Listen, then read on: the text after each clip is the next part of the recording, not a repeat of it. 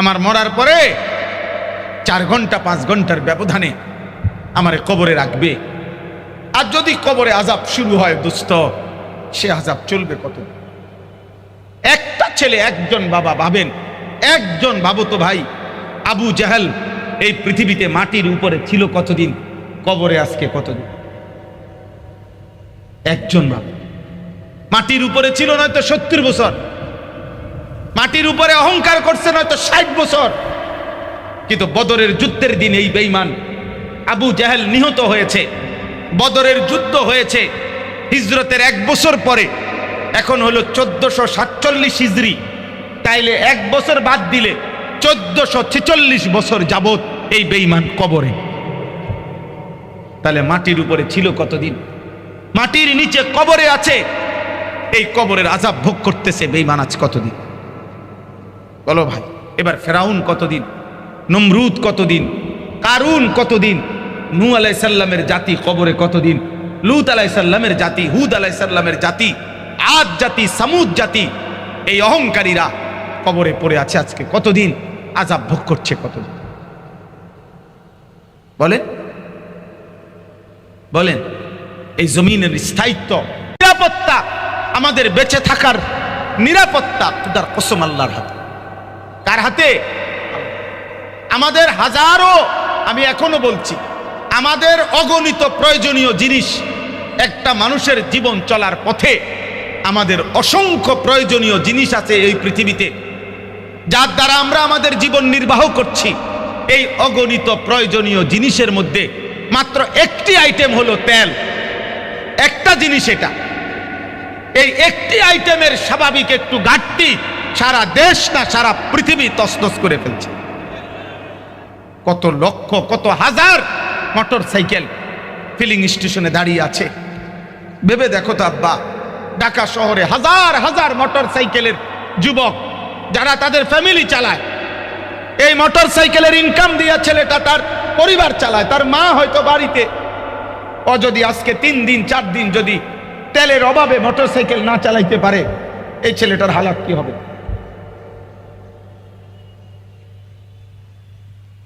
বলো আব্বা, এই ছেলেটার পরিবার কেমনে চলবে? এই যুবকটা, হ্যাঁ?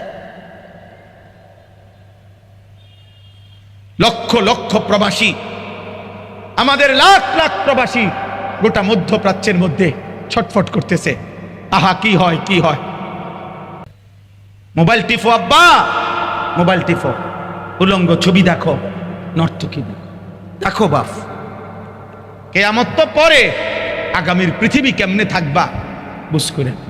তোমার আব্বাই তোমারে চালাইব, কারণ তোমার আব্বা বিদেশ, তোমার ভাই ঢাকা শহরে তোমারে চালাবে। তুমি উলঙ্গ ছবি দেখো, তুমি চুলের ফ্যাশন করো, তুমি বন্ধুদের আড্ডায় শেষ করো জীবন, তুমি নর্তকী দেখো, সবর করো। ও চিরেই মনে পড়বে এই মোল্লাদের কথা, আলেমদের কথা। আল্লাহকে নাফরমানি করে, আল্লাহর সাথে গাদ্দারি করে, আল্লাহর বিরুদ্ধাচরণ করে পৃথিবীতে কেউ কোনোদিন টিকে নাই। টিকছে কেউ কোনোদিন? তাহলে আমি অনুরোধ করলাম, হে মনে করছে আরে খাইছে রে হুজুর তো আজরাইলে না। আমি তো আগেই বললাম তুমি চলে যাও, ফালতু মানুষ না বলে ভালো, গাফেল না বসলে ভালো। তো এই ১৬ লক্ষ সাহাবী, তাহলে ধরেন ১৬ লাখ মানে ১,২৫,০০০। তো ১,২৫,০০০ সাহাবী সামনে ছিল এরকম খোলা ময়দানে হজ্জের সময় নবীজির সাথে বিদায় হজ্জে। কিন্তু পৃথিবীর সমস্ত কিতাব একসাথ করলেও এবং বাড়ি সালাম দিলেও ৫,০০০ সাহাবীর নাম একসাথ করা সম্ভব হবে। আপনি যে কোনো আলেমকে জিজ্ঞাসা করে দেন, ৫,০০০ সাহাবীর নাম একসাথ করা যাবে না। তো যদি ধরে নিলাম ১০,০০০ সাহাবীর নাম একসাথ করলো, সম্ভব না, তাহলে ১,২৫,০০০ সাহাবীর নাম ওখান থেকে যদি 10,000ও পাওয়া যায়, তারাও তো 1,15,000 বাকি আছে, ওনাদের নাম পৃথিবীর কেউ জানে না। তাহলে ওনারা ব্যর্থ, ওনারা যে অপরিচিত রয়ে গেলেন, এতে এটা ওনাদের ব্যর্থতা। এই জন্য দোস্ত এটা বোঝা উচিত, এই দুই সংখ্যা বিবেচ্য নয়, পরিচিতিও বিবেচ্য নয়। আখিরাতের দৃষ্টিতে এটা কোনো বিষয় না। অকুল্লুহুম আতিহি ইয়াউমাল কিয়ামাতি ফারদা, সকলেই কিয়ামতের দিন আল্লাহ তাআলার কাছে দাঁড়াইতে হবে, আসতে হবে। ফারদান আই ওয়াহিদান, একজন একজন, একজন একজন আল্লাহ তাআলার মুখোমুখি হইতে হবে। ইন্নাল্লাহা সায়ুকাল্লিমু, নবী সাল্লাল্লাহু আলাইহি সাল্লাম বলেছেন, নিশ্চয় আল্লাহ প্রত্যেকের সাথে কথা বলবেন। লাইসা বাইনাহু ওয়া বাইনাহু তারজুমান, আল্লাহর মাঝে আর ওই বান্দার মাঝে কোনো দোভাষী হিসাবে কোনো ফেরেশতাও থাকবে না। শুধু আল্লাহ জিজ্ঞেস করবে, বান্দা আমি জানতে চাচ্ছি লিমা ফাআল ও লিমা তারাক, এই গুনাহ কেন করলে, এই আমল কেন ছাড়ো, কেন করলা, কেন ছাড়ো, বলো বান্দা। গোটা কায়নাত দিয়ে আমি আল্লাহ তোমাকে লালন পালন করেছি 24 ঘন্টা। হুয়াল্লাযী জাআলা লাকুম মা ফিল আরদি জামিয়া, খালাকা লাকুম মা ফিল আরদি জামিয়া, সব তোমাদের জন্য সৃষ্টি করেছি। সাখখারা লাকুম মা ফিস সামাওয়াতি ওয়াল আরদ, আসমান ও জমিনের সব আমি তোমাদের অধীনস্থ করে দিয়েছি। ইন্না জাআলনা মা আলাল আরদি যিনাতাল লাহা, জমিনের সব কিছু আমি বানিয়েছি সৌন্দর্যময় করে। আল্লাহ বলেন এগুলো আমি করেছি বান্দা, বিনিময়ে আমি আমার গোলামি কেন পেলাম, আমি কেন সেজদা পেলাম না, আমি আল্লাহ তাআলা 5 ওয়াক্ত নামাজের সেজদা কেন পেলাম না বান্দা। একটা একটা কিশোর যুবক ছেলে, মুসলমানের বাচ্চা যদি হয়ে থাকো, পবিত্র মায়ের ঘরে যদি জন্ম নিয়ে থাকো, কোন ইমানদার মার যদি দুধ পান করে থাকো, তাইলে বলো আব্বা এমন মালিক কেমনে ভুলে গেল? কি কারণ থাকতে পারে? তুমি না 2-4 কলম পড়ালেখা করছো, তোমার পড়ালেখা, তোমার বই তোমারে কি শিখাইলো? মালিক চিনাইলো না?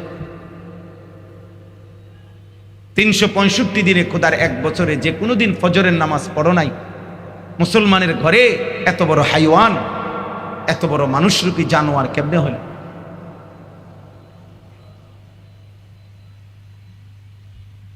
কেমনে হইলা? 365 দিনের 1 বছরে কোনোদিন নামাজ পড়লা না, কোনোদিনও না, একদিনও না। কি পড়া তুমি শিখলা, কি শিক্ষিত হইলা? কোরআনুল কারীমের মধ্যে আল্লাহ তাআলা স্পষ্ট বলেছেন, ওয়া ইন কানু মিন ক্বাবলু লাফি যালালিম মুবিন। কোরআনুল কারীমের তেলাওয়াত, অন্তর গুনাহ থেকে পবিত্র করার চেষ্টা, তাজকিয়া এবং কোরআন সুন্নাহর জীবন গঠন, এই 3 জিনিস যার মধ্যে নাই, খোদার কসম আল্লাহ বলছে ওই সবগুলো মানুষ লাফি যালালিম মুবিন, স্পষ্ট গোমরাহ, পথভ্রষ্ট, পথহারা। ওরা মঞ্জিল পায় নাই, পথ খুঁজে পায় না।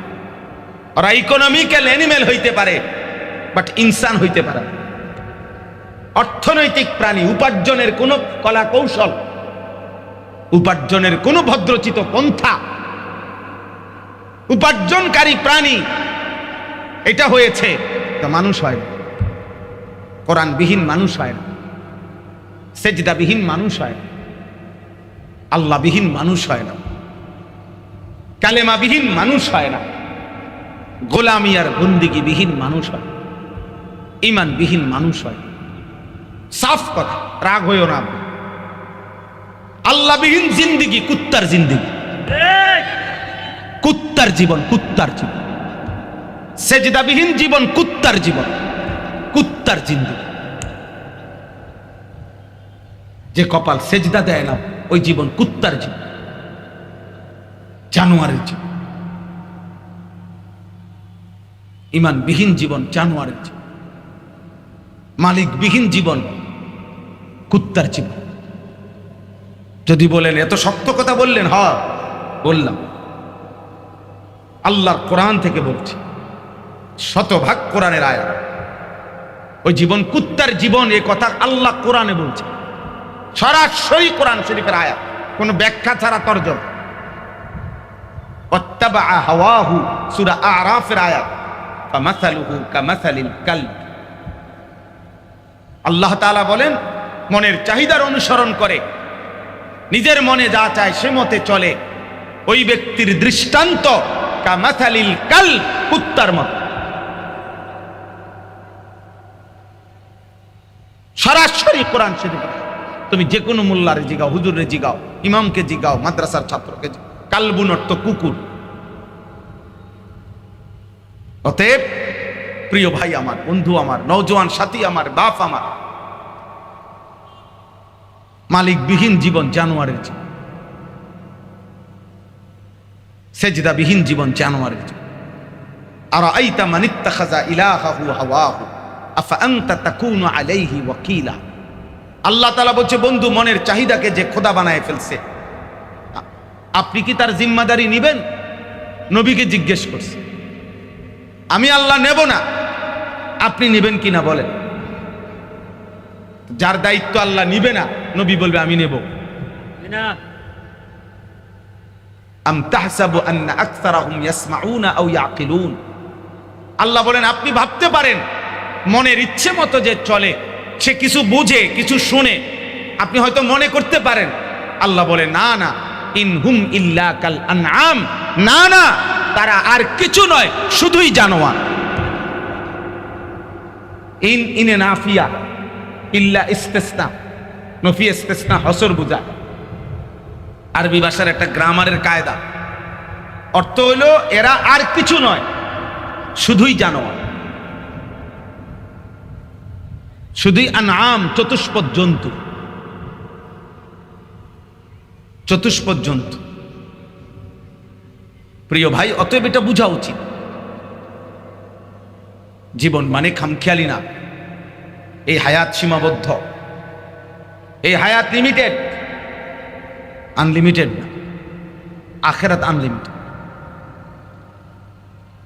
দুনিয়া সীমিত। হাসো কিংবা কাঁদো, সুখে কিংবা দুঃখে, রাতে কিংবা দিনে, আলো কিংবা অন্ধকারে, হাসি কিংবা কান্নায়, শেষ হয়ে যাবে, শেষ হয়ে যাবে। আহুয়াল্লাযী জাআলাল লাইলা ওয়ান নাহারা খিলফা লিমান আরাদা আন ইয়াযাক্কারা আও আরাদা শুকুরা। আল্লাহ তাআলা বলেন, আল্লাহই রাত এবং দিন পর্যায়ক্রমে, বাই সিরিয়াল, আল্লাহ রাত বানায়, দিন বানায়, একবার রাত একবার দিন, একবার রাত একবার। আল্লাহ বলেন এটা আল্লাহ বানায়, আল্লাহ করে। আল্লাহই রাত আনে, আল্লাহই দিন আনে, আল্লাহই করে। এবং দেখতে দেখতে একটি নির্দিষ্ট সময়ে তোমাকে চলে যেতেই হবে। আলহাকুমুত তাকাসুর হাত্তা যুরতুমুল মাকাবির। আল্লাহ তাআলা বলে, বান্দা, দুনিয়া বাড়ানোর নেশা, প্রাচুর্যের নেশা, দুনিয়া ভোগ করার নেশা, বৃদ্ধি করার নেশা তোমাকে দুনিয়ায় ডুবাইয়া দিল। শাগালাকুমুদ দুনিয়া ওয়া আনসাকুমুল আখিরা, তোমাকে আখিরাত ভুলাইয়া দিল।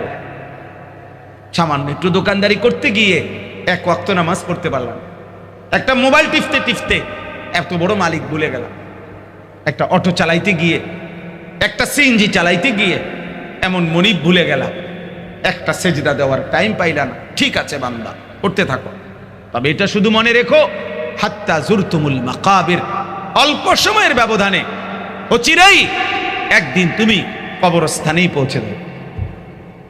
কোথায়? কবরস্থানেই পৌঁছে দেবে। ইয়াওয়াদ্দু আহাদুহুম লাউ ইউআম্মারু আলফা সানা। আল্লাহ তাআলা বলে, প্রত্যেক পাপী, নাফরমান, বেঈমান মনে মনে কল্পনা করে, কামনা করে, আহা, আমি যদি দুনিয়ায় 1000 বছর বাঁচতাম।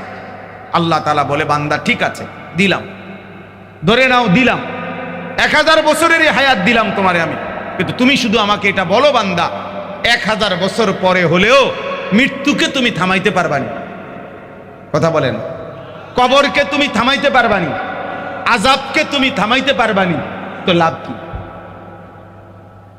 আজ যদি এমন হইতো যে আর 5টা বছর যদি সময় পাই আমি আজরাইলকে ঠেকাই লাইতে পারব, আর 5টা বছর যদি আমি সময় পাই, 10টা বছর আমি মৃত্যুকে প্রতিহত করতে পারবো, এমন সুযোগ আছে? ওমা হুয়া বিমুজাহজিহি মিনাল আযাবি আন ইউআম্মার। আল্লাহ তাআলা বলেন তোমার দীর্ঘ হায়াত আমি আল্লাহর আযাব থেকে তো তোমাকে ফেরাইতে পারবে না, প্রতিহত করতে পারবে না।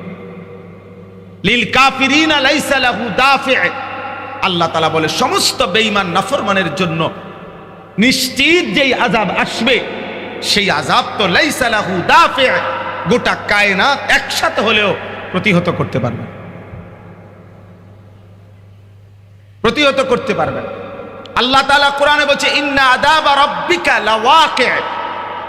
কসম বান্দা, কসম করে আমি আল্লাহ বলছি নিশ্চয়ই তোমার রবের আযাব আসবেই আসবে, আসবেই আসবে, আসবেই আসবে, আসবেই আসবে।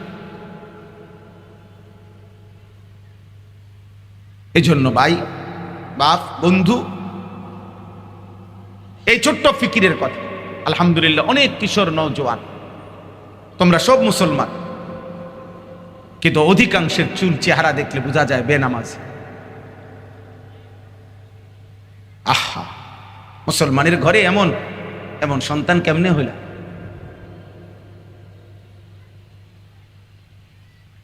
বাবা মায়ের রক্ত ঝরানো টাকা, কষ্ট আর মেহনতের পয়সা, আব্বা এই উলঙ্গ ছবি দেখার জন্য? যে মা 2 বছর বুকের দুধ পান করাইছে এই মোবাইলের নর্তকী দেখার জন্য? বেঈমানের মতো চুল সাজাইবা তুমি, এই জন্যই তোমার মা তোমারে প্রসব করছিল? মায়ের 9 মাসের গর্ভ এই মাকসাদ ছিল মার, যে তোমার চুল হবে বেঈমানের মতো, তোমার চলাফেরা হবে বেঈমানের মতো? এই ছিল বাবার স্বপ্ন। যে বাবা আজকে 18 বছর বিদেশ করে, তার এই স্বপ্ন ছিল আমার সন্তান বেঈমান মুশরিকের মতো চুল, চেহারা, লেবাস, পোশাক হবে। তো আমি কে? সন্তান আমার বেঈমানের মতো, তো আমি তার কিসের বাবা? আমি তার কোন বাপ? ইনসাফ করো ভাই, ইনসাফ করো, দয়া করো, রহম করো। নিজের উপরে আত্ম উপলব্ধি, বিবেক বোধ, আত্ম উপলব্ধি অনেক বড় নিয়ামত, অনেক বড় নিয়ামত। খোদার কসম, কেউ তার গন্তব্য বুঝা, নিজেকে উপলব্ধি করা, নিজেকে চিনা, আমার সম্মান, আমার মর্যাদা, আমার আত্মপরিচয়, কে আমি, কোত্থেকে আসলাম, কে আমারে বানাইলেন, কে আমারে পাঠাইলেন, আমার মা কে, আমার বাবা কে, আমার বংশ কি, আমার ধর্ম কি, আমার সৃষ্টিকর্তা কে, আমার নবী কে, এতটুকু বুঝা, এতটুকু উপলব্ধি করা, হৃদয়ে ধারণ করা, ওই আলোকে নিজেকে পরিচালনার চেষ্টা করা, খোদার কসম এটা অনেক বড় নিয়ামত। এইটুকু নিয়ামত যে পায় নাই তার জীবনের কোনো স্থায়িত্ব, ধারাবাহিকতা নেই। কি খায়, কি ঘুমায়, রাত কাটে কোথায়, দিন কাটে কোথায়, সে আর জানে না। যখন যেই বেঈমানের আখলাক, চলাফেরা তার পছন্দ হয়, তখন তাই সাজে, যেমন খুশি তেমন সাজো, কিছুটা পাগল আর তার সিরার মতো। আমরাও ছোটবেলায় প্রাইমারি স্কুলে থাকতে এটা দেখছি। এইটাও একটা সাংস্কৃতিক অনুষ্ঠানের মধ্যে, এটাও একটা পর্ব, যেমন খুশি তেমন সাজো, মানে পাগলারি, কোনো স্বকীয়তা নাই আর কি, যেমন খুশি তেমন সাজো। ইচ্ছা করলে আপেন খুললে হাঁটো, নাহলে ফিন্দা হাঁটো, যেমন খুশি তেমন সাজো। মন চাইলে বেড়া বেডি হয়ে যাও, বেডি বেড়া হয়ে যাও,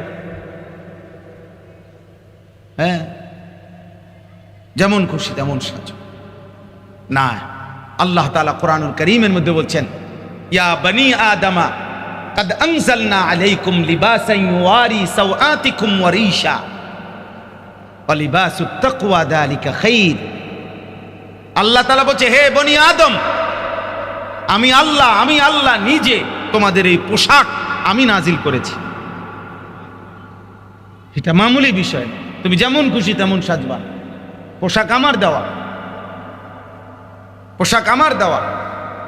যেদিন আল্লাহ তাআলা আদম আলাইহিস সালামকে সৃষ্টি করেছেন, তো সেদিন পোশাকে আবৃত অবস্থায় আদম আলাইহিস সালামকে ফেরেশতাদের সামনে পেশ করেছে, উলঙ্গ না, বিবস্ত্র না, নাউজুবিল্লাহ। এটার স্পষ্ট প্রমাণ কোরআনুল কারীমের মধ্যে আছে। যখন নিষিদ্ধ গাছের ফল খেলেন, তো আল্লাহ তাআলা কোরআনে বলছেন, সূরা আরাফে আছে, আদম এবং হাওয়ার গায়ের পোশাক খুলে গেছে। তাহলে বোঝা গেল ওনাদের গায়ে কি ছিল? পোশাক ছিল। তাহলে মানুষ আগে, আদিম যুগে মানুষ আগে কাপড়হীন ছিল, ধীরে ধীরে গাছের ছাল বাল পিনছে, এরপরে আস্তে আস্তে পোশাক পরা শিখছে, আস্তে আস্তে মানুষ সভ্য আধুনিক হয়েছে। এটা শতভাগ মিথ্যা কথা, ভুয়া কথা, ভুয়া ভুয়া, এটা ভুয়া বেটাই, ভুয়া। জেনারেল শিক্ষার এই থিওরি ভুল কথা, ভুয়া। সৃষ্টির প্রথম দিন থেকে মানুষ পোশাকে আবৃত ছিল, কারণ প্রথম সৃষ্টি আদম। এটা হতেই পারে না আল্লাহ তাআলা আদমকে ফেরেশতাদের সামনে বিবস্ত্র পেশ করছে, উলঙ্গ। এটা আকল বলে? যা দিমাগ ধরবে এটা? এটা কোন কথা বলো ভাই? এই জন্য অনুরোধ করছি, আত্মপরিচয়, আমার আত্মসম্মান আছে, দিন শিখো। আল্লাহ তাআলা আমাদেরকে 4টি নিয়ামত, সুবহানাল্লাহ, আল্লাহ যাকে দিয়েছেন সে পথ হারাবে কেন? আমি সব সময় এটা বলি, একটা একটা ছেলে শুনো আব্বা, যার সৃষ্টিকর্তা আল্লাহ, যার রব আল্লাহ, যার নবী মুহাম্মদুর রাসূলুল্লাহ সাল্লাল্লাহু আলাইহি সাল্লাম, যার কিতাব আল কোরআন, যার ধর্ম ইসলাম, এমন 4টি নিয়ামত যে পেয়েছে সে পথ হারা হবে কেন? সে কিসের জন্য অন্যের কাছে যাবে? ও চরিত্রহীন হবে কেন? ও নষ্ট ভ্রষ্ট হবে কেন? ও ইহুদি খ্রিস্টান বেঈমানের দিকে তাকাবে কেন? নবী সাল্লাল্লাহু আলাইহি সাল্লাম দোয়া করতেন, সাহাবাদেরকে দোয়া করতেন, সাহাবাদের জন্য ভাইয়া নবী দোয়া করতেন, আল্লাহ আমার একটা একটা সাহাবীদেরকে এভাবে বানায় দেন, ওদেরকে দেখেই যেন লাখো মানুষ হেদায়েত পায়। আল্লাহুম্মা হদি বিহিম, আল্লাহুম্মা হদি বিহিম। আল্লাহ এদেরকে দিয়ে আমার আবু বকরকে দেখেই যেন হেদায়েত পায়, আমার ওমরকে দেখেই যেন হেদায়েত পায়, আমার উসমানকে দেখেই যেন হেদায়েত পায়, আমার আলীকে দেখেই যেন হেদায়েত পায়। আমার একটা একটা উম্মত ইমানদার এমন বানায় দিবেন যে আল্লাহ তাদেরকে দেখেই যেন মানুষ হেদায়েত। শাহজালাল ইয়ামানি রহমতুল্লাহ আলাইহি যখন আসছেন, তো উনি তো আরবি ভাষী ছিল ভাইয়া, ইয়ামান আরব দেশ না, তো তিনি যখন সিলেটে আসছেন তখন উনি আরবি ভাষী ছিলেন না, সিলেটের মানুষ বাংলা ভাষী ছিল না। তাহলে শাহজালালের কথা তারা বুঝে না, তাদের কথা তো উনি বুঝে না, উনি বুঝে না। কিন্তু এক আল্লাহওয়ালার চেহারা, এক চোখের পানি, সেজদা, আল্লাহর গোলামির দৃশ্য দেখে হাজারো লাখো মানুষ কালেমা পড়ে মুসলমান হয়েছে। আল্লাহুম্মা হদি বিহিম। হ্যাঁ, এই উপমহাদেশে হাজারো আরবীয় বুজুর্গানে দিন, আউলিয়ায়ে কেরাম এই উপমহাদেশে আসছেন। তো ওনারা কিভাবে কালেমা প্রচার করছে, ওনারা কিভাবে দিন প্রচার করছে, ওনারা কিভাবে মানুষকে দিনের পথে আনছে, ওনাদের ঈমান, ওনাদের আমল, ওনাদের তাকওয়া দেখে মানুষ কালেমাওয়ালা হয়েছে। আজকের ভারতের কেরালা প্রদেশ, আগে মালাবার নাম ছিল, ভারতের সবচেয়ে বেশি মুসলমান বেশি অঞ্চলের এখানে একটা অঞ্চল কেরালা। এই কেরালার মুসলমান, যারা মুসলমান তাদের সংখ্যাগরিষ্ঠ মানুষ মুসলিম ব্যবসায়ী, আরব দেশ থেকে যারা বণিক ব্যবসায়ী আসছে, এই ব্যবসায়ীদের আখলাক দেখে, ঐতিহাসিক তথ্য এটা, খোদার কসম, ব্যবসায়ীদের চরিত্র দেখে ওরা কালেমা পড়ে মুসলমান হয়েছে।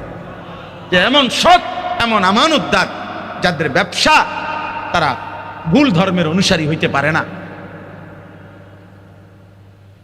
এ তোমাদের কেমন চুল আব্বা, এ তোমাদের কেমন চুল?